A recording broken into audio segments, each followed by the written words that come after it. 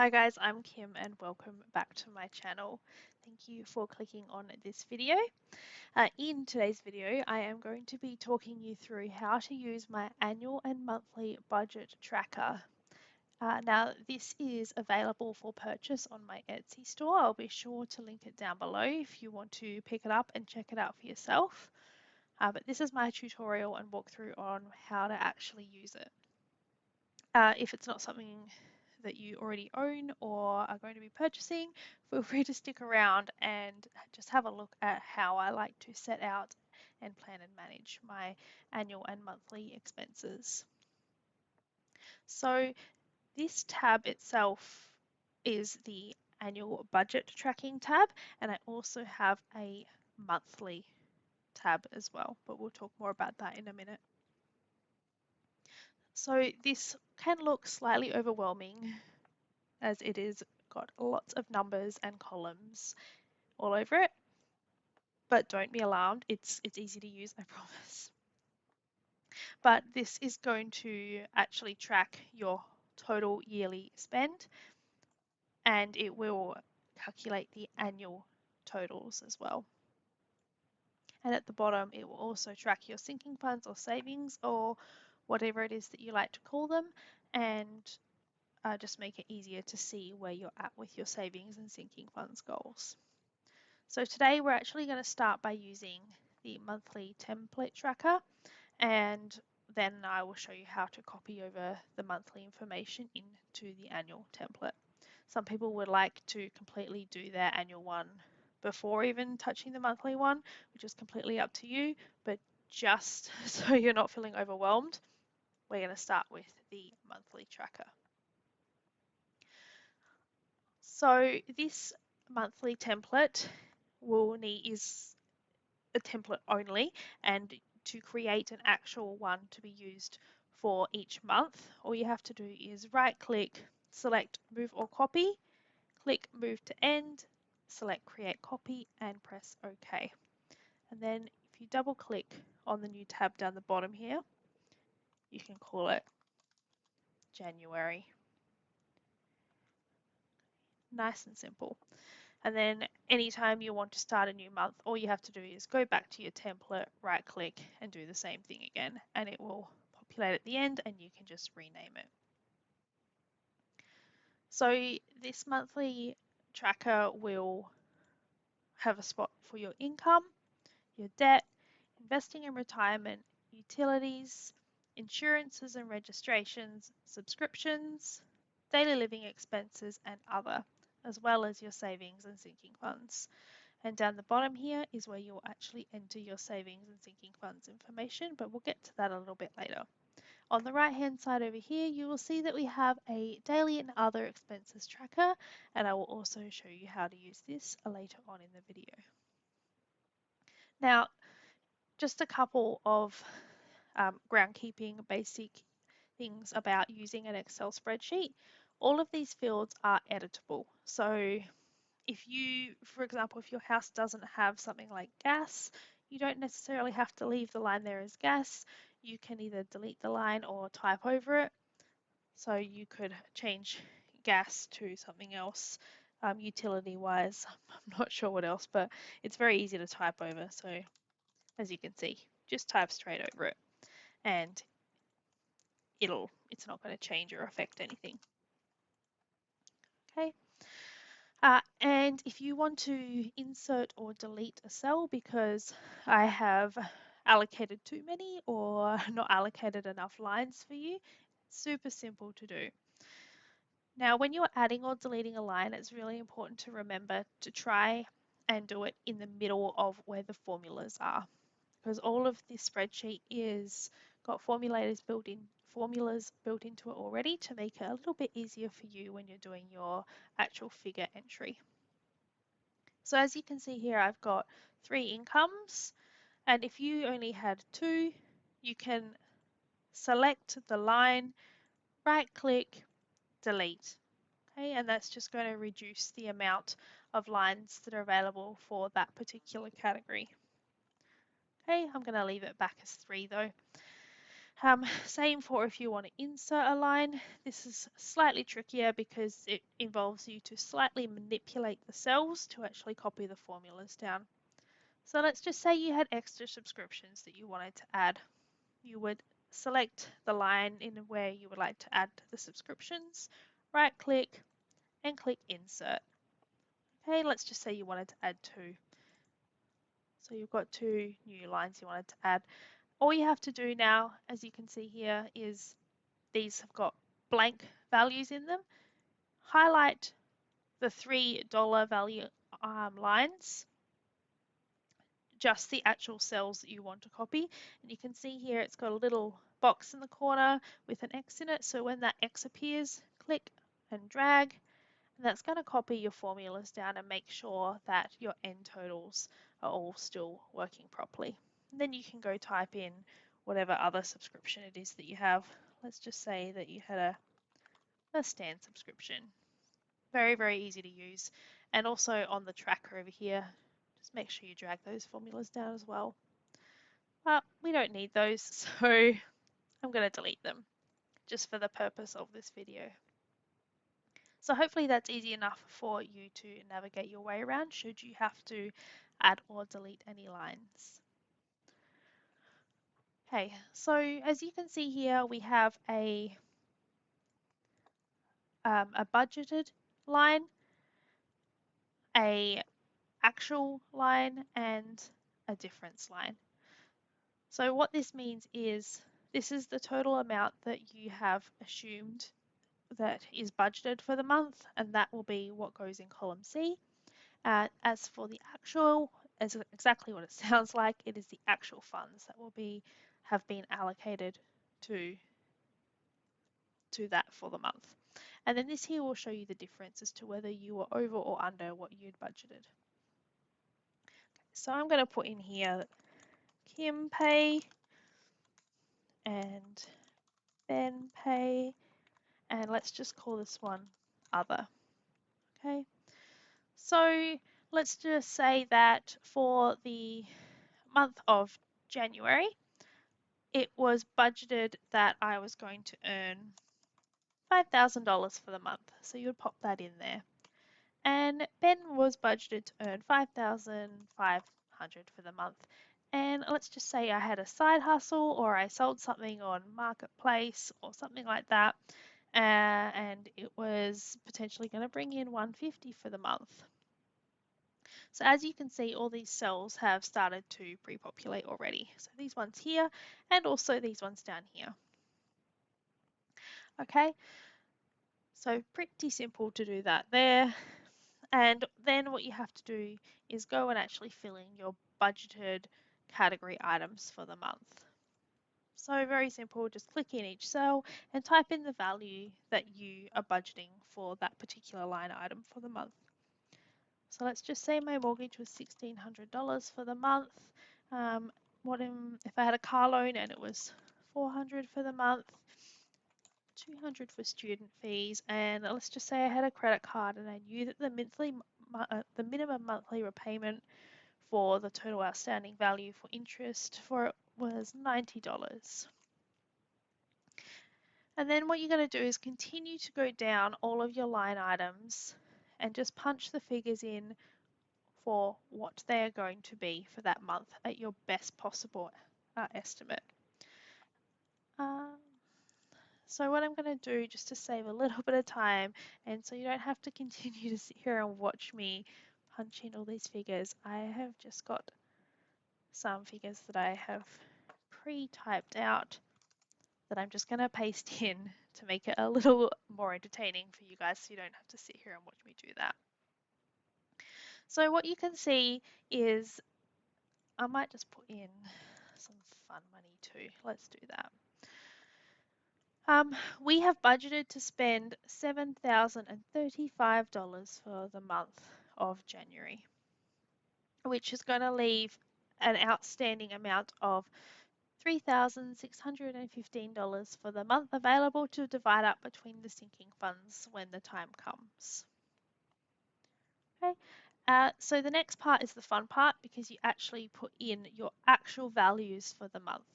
So we knew that my pay for the month was actually $5,000 because I'm on salary and it is a fixed amount every month.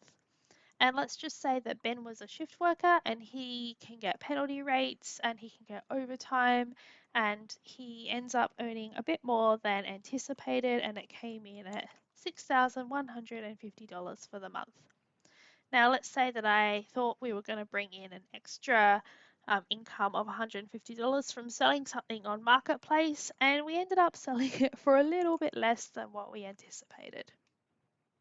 So over here in the difference column, you can see that it calculates the difference between what we budgeted for and what the actual was. So I got exactly the right, I got paid exactly what I budgeted for my pay. Ben ended up earning an extra $650 for the month, which was a nice little bonus. And we were $30 underspent for the month. Sorry, not underspent. We were $30 under budgeted for what I thought we were going to bring in for other income. So the difference for the month was $620. So we budgeted to bring in $10,650. We actually brought in $11,270, which was an extra $620. Okay. Now for the actual month's spendings, pretty simple once again. We're just going to type in what the actual spend for the month was. You will notice that a lot of fees, a lot of the payments are fixed and are going to be very, very easy to track because you're going to know exactly what they are because they're a monthly breakdown. And once again, so you don't have to sit here and watch me type everything in, I'm just going to go and grab my pre-populated numbers and pop them into the sheet. Okay, so as we can see here, all of those numbers and the actual figures are now punched in, and the difference column has calculated whether we were over or under what the budget was. So we can see here that for the retirement fund, we budgeted to spend $100, not spend, put aside 100, but we ended up actually putting aside 150, which was $50 more than what we anticipated. And then you can see all these lines here are at $0 because we did the exact amount that we'd budgeted for the month. Now, where you would expect to see your expenses vary would be things like that fall under the daily living expenses category. So when it comes to fuel, groceries, dining, takeout, entertainment, medical, and any other expenses that you might have. Once again, these cells are editable and you can change them as you needed. So we can see here that we were $148 underspent for groceries. We ended up spending an extra $200 on takeout than what we budgeted for, an extra $50 over and above on entertainment, and so on and so on.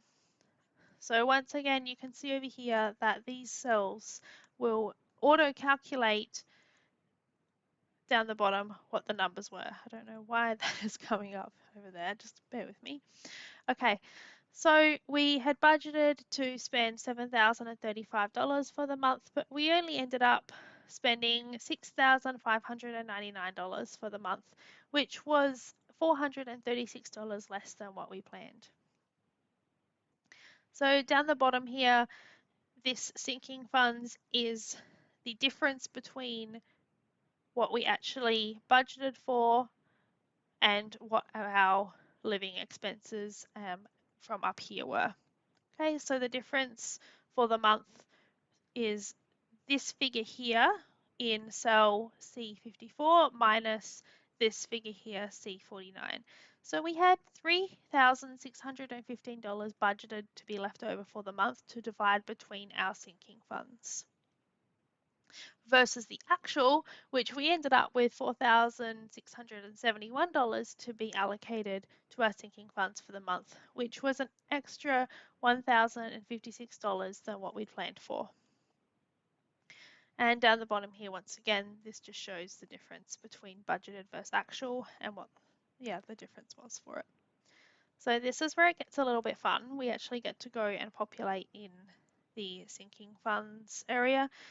First of all, you need to know what your goals were for each fund. So let's just say we'd planned to spend $15,000, not spend, save $16,000 for the sinking fund. We wanted to have a $10,000 holiday that we were saving for. We wanted to have $1,000 available for Christmas at the end of the year and $1,500 for gifts. There's also some extra lines in here where you can add in other sinking funds that you might have. So maybe you're saving for a dog. Let's put that in. So you've got a dog fund because you want to buy a really expensive designer dog. And you know that dog's going to cost you $8,000. Don't laugh, dogs are expensive. It's a real possible figure. So what we're going to do now is allocate where this $4,671 is going to go in the budget for the month. But first of all, you would enter in what your current amounts that you have saved towards these funds are. So let's say that you had 12,000 saved already for your emergency fund. You already had 5 grand for your holiday.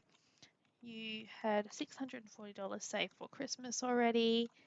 You already had 450 for gifts, and you had 3,500 already saved for that little new puppy that you were planning. Okay, so we're now going to allocate some of these funds. So because we have $4,671 available to allocate, we need to make sure that the cell down the bottom here equals that right there. So we're going to put an extra 1,500 into the emergency. And we're going to do 1,500 towards the holiday. Then we're going to put another additional 250 towards the Christmas fund. And then let's just say another 500 towards the gifts fund. And then we'll work out what the difference is between this figure and this figure. So let me just do a quick little bit of maths. So 4671 minus 3750. So that's $921. So towards the dog for the month, we're adding $921. And you can see here that it calculates what your end of month total would be. Now let's just say that during the month of January we had a gift that we had to purchase for someone, and you attended a baby shower and you bought them a gift that cost $120. You can pop that in there, and that reduces the amount that you have left for that fund at the end of the month. So even though you added to it, you took from it, so it balances it out. And once again, these are all pre-populated to add these two cells together and then minus anything that was spent for the month. Okay, so yeah, that's how the sinking funds tracker works. Now, with the daily and other expenses tracker, you don't have to use this. I just find it a helpful way to actually track those expenses for the month and know where to allocate them in the budget. Because sometimes you're just swiping your card and making online purchases and payments so frequently that it's just so hard to keep track of it. So I like to sit down at least once a week and go through my like bank transaction and populate what we actually spent money on and what category that I'm going to be assigning them to. So let's just say on the 12th of January 2022, we did some food shopping at Woolworths and it was $150. And I know that that is going to go towards the groceries category for the month. And then on the 14th of January, on the 14th of January, we decided that we were going to go out for dinner. We went out to a restaurant or just to the pub meal, and that was $65, and that was dining out. So as you can see, it's just a really easy way to be able to keep track. of your expenses and see really quickly. And I've got some tabs here so you can filter them to make it easier to get the totals. So you can filter by newest to oldest, and it's going to go by date. I'll just quickly show you how this works. Let's just say on the 15th of the 1st, 2022, you went to Woolworths again because you forgot something and you spent $24 on groceries.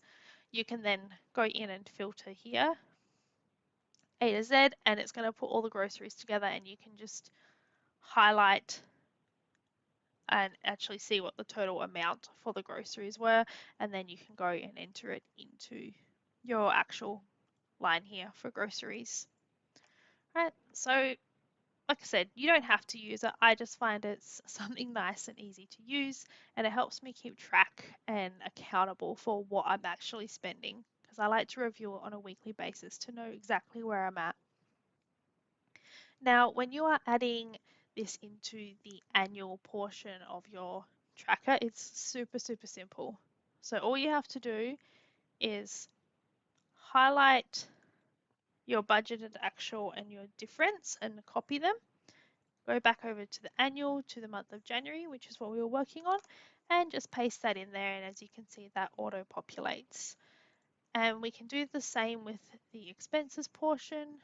So highlight those. Oh, whoops, I'm in the template. I want to go to the actual January part. So highlight those, Control C, go back to the annual budget, click in the top right hand corner of the January budget line and Control V, and that's going to paste those figures in for the month of January and calculate them down the bottom here. And if you do that for every single month, by the time you get across here, it's going to show you the totals for the whole year. Okay, and you can pre-do this whole budget for the year. That's what I like to do in this spreadsheet, and then you can just copy and paste into your monthly templates as required as well. It depends which way you want to go about it and how you want to manage your budget. All right, so yeah, really, really simple to use. Well, I think it is. And when you want to create another month, all you have to do is go back to the monthly template, right hand click, move or copy, move to end, create copy, OK. And then let's say we're starting February. There we go. And then all you do is you go ahead and you enter all that information again. I just do want to show you with the sinking funds tracker what I would do. So I would go back to the month of January. I would grab a copy of what my goal was, paste the goal in, and then for the current figure, what I would do is I would grab the end of month total for what the previous month of January was, and I would actually paste it into, paste it into the current copy. Oh, because it's got the formulas. Okay, that's not going to actually work. You're going to just have to manually go and grab your formulas, I think. Just see. So 13,500, you just have to manually transfer those over, unfortunately. So you just click back and forth between the cells, 6,500. But yeah, not too much effort, and you can see that that will then set you up for the next month. Alright guys, hopefully this video was helpful and you actually like the budget template and that it's easy for you to use. If you enjoyed this video, make sure you give it a thumbs up and don't forget to subscribe to my channel if you want to see more content like this. Even though this is a tutorial, I actually do like to track my monthly budget starts and then my monthly budget ends along with my net worth for each month, and you'll see a few other financial like style videos in there, like maybe budgeting for baby, maybe I can talk about how we bought our first house and things like that. I just like to share all things finance on my journey and how we achieved it, and hopefully some of these things can be helpful to you and help you put you in the right mindset to achieve your goals as well. Until then, enjoy the rest of your day, and I hope you enjoyed this video. Don't forget to click the link in my bio if you want to purchase this template in my Etsy shop. Until then, I'll talk to you next time. Bye, guys.